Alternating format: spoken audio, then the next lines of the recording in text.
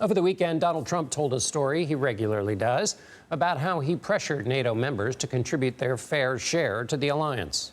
One of the presidents of a big country stood up and said, well, sir, if we don't pay and we're attacked by Russia, will you protect us? No, I would not protect you. In fact, I would encourage them to do whatever the hell they want. You got to pay.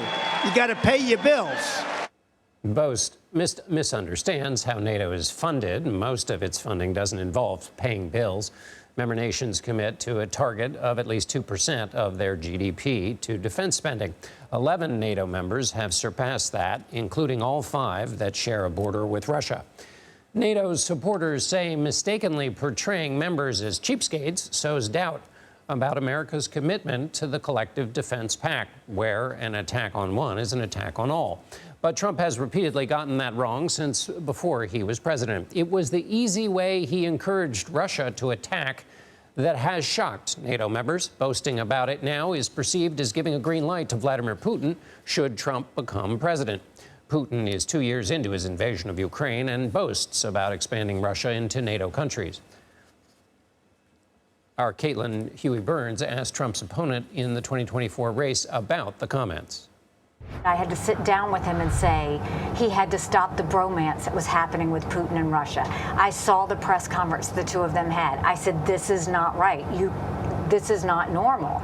And you look at the situation, the idea that he would side with Putin, a man who kills his opponents, a man who is holding Evan Gersovich prisoner right now just for doing his journalistic job, a man who has never been shy about saying he wants to defeat America.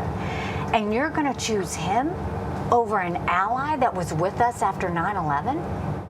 CBS News political correspondent Caitlin Huey-Burns joins us now. Caitlin, how much has these NATO comments seeped into what voters are talking about there? Are they paying attention at all to the attacks between Haley and Trump?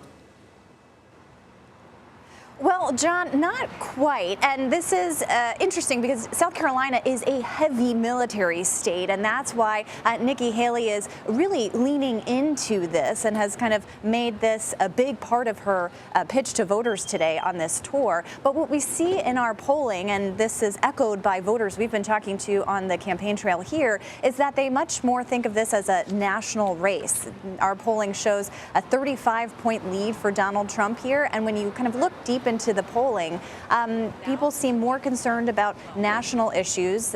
Republican primary voters in our poll give Trump a higher approval rating as president than Nikki Haley as governor. So there is a uphill climb for her here, but she's really hoping to kind of tap into people who are, maybe inclined to support someone else. Early voting started today here in South Carolina, so that's a big part of Haley's pitch. But when you talk to supporters of hers, they're looking to turn the page. But when you talk to supporters of the former president, they say that they believe he did a good job as president and want to see it again.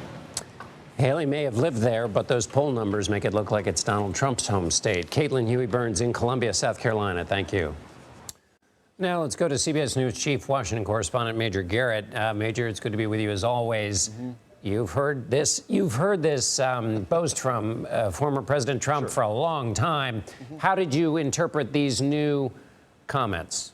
So it's not a new story, as you mentioned, John.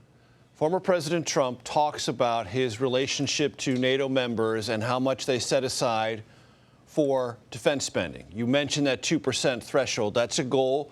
When President Trump took office in 2017, 4 members of NATO met that 2% threshold. When he left office, 9 members did. So he's correct to say some of that jawboning that he did publicly over and over again probably enticed NATO members to set aside more for collective defense, theirs and within the alliance. But also concerns then and during the Trump presidency about Russia.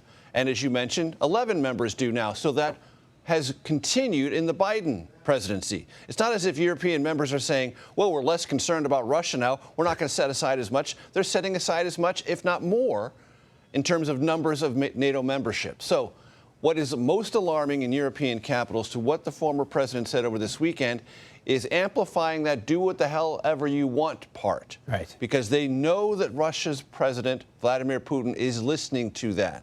And they also know in many European capitals that former President Trump has said if he's reelected, he'll solve the Ukraine war in a day or two. And everyone knows, or at least they think they know what that means. Siding with Russia, creating a de facto Russian leadership or governance of some part of Ukraine and forcing Ukraine to sue for peace on terms it currently does not find acceptable. That is something that every European capital worries about in the NATO context and for the future of Ukraine and whatever other territorial ambitions Putin may have. Major, we're back into the linguistic area of Trump's statements because Senator Marco Rubio of Florida, pardon me, told Jake Tapper on CNN, people just don't understand how Donald Trump talks. He's fully in support of NATO. He's not going to let anything happen with Russia. It's just people misunderstanding. And Rubio expressed some irritation that people misunderstood Donald Trump. Help us think that through. So look, John, I was privileged to cover many U.S. presidents, Bill Clinton, George W. Bush, Barack Obama, and President Trump. And I've been to many NATO summits. And during that time before Trump was president, there was a kind of wandering that NATO went through. What was its real mission? What was it really about? And did former President Trump, when he was in office, sort of spark a more intense conversation and sort of suggest the U.S. was keeping tabs in ways that it hadn't before?